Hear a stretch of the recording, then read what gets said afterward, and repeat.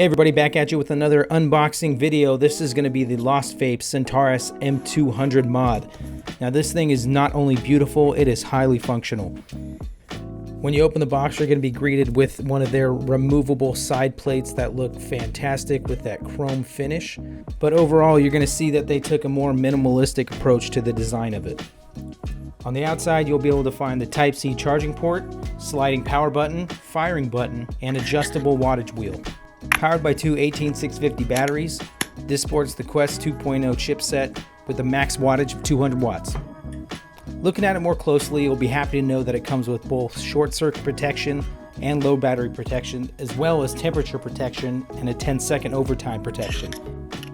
Lost Vape is known for their high-end Centaurus mods, and this is no exception. Both a beautiful and luxurious device, something you definitely want to keep an eye out on. That's going to be it for today. Thank you everybody for tuning in, and we'll see you on the next one.